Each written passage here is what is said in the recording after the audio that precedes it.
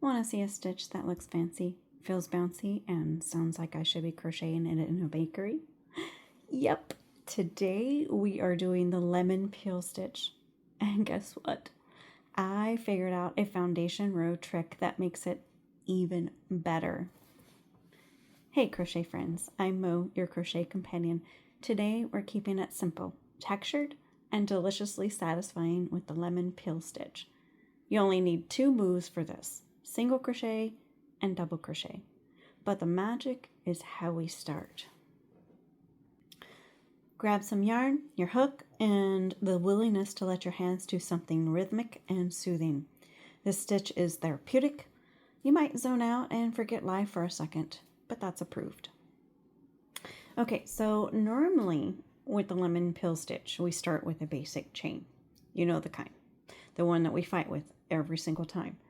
But I like my edges neat, my tension even, and my foundation row behaving like it has manners.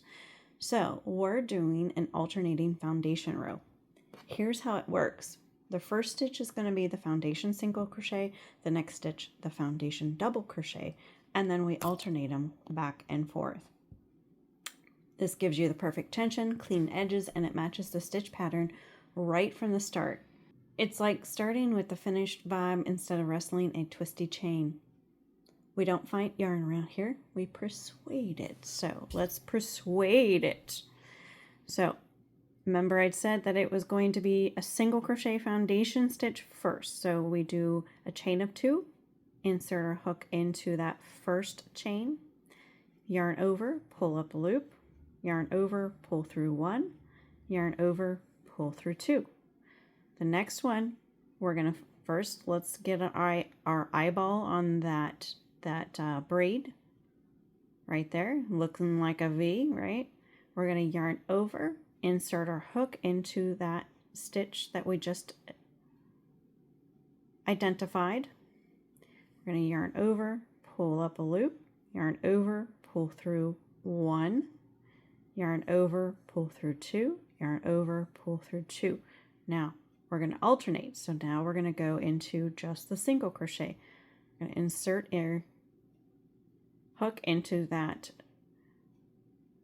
stitch, and we know it's the right one because we're looking at that braid as we insert our hook. We're going to yarn over, pull up that loop, yarn over, pull through 1, yarn over, pull through 2.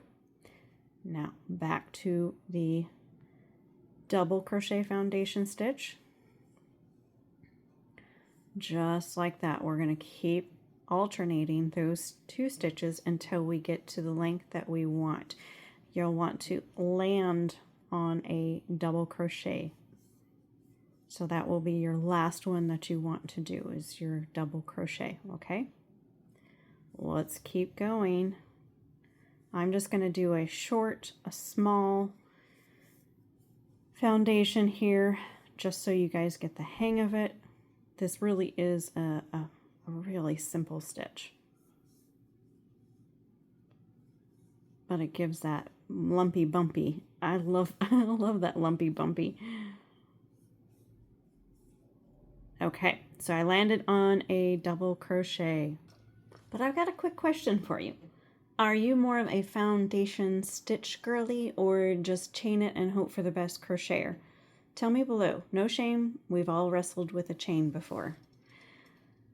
Now the fun part, we're going to stitch the opposite of whatever it is that you just did. So if your foundation row goes single, double, row 1 goes double on top of the single, single on top of the double. It's literally a yarn choreography. That one was a fun word to say. Stitch hop across the stage, okay? So as I mentioned before, I prefer to land on a double crochet, and then I'm going to chain 1, turn my work, single crochet into the first one, double crochet, single crochet, double crochet, and so on and so forth. And you're going to keep going until you start noticing. Actually, you won't notice it on this pass, but you'll notice it when you flip your work over to the other side. You're going to start seeing that bumpy texture, looking just like a lemon peel. So this one, the name actually is appropriate.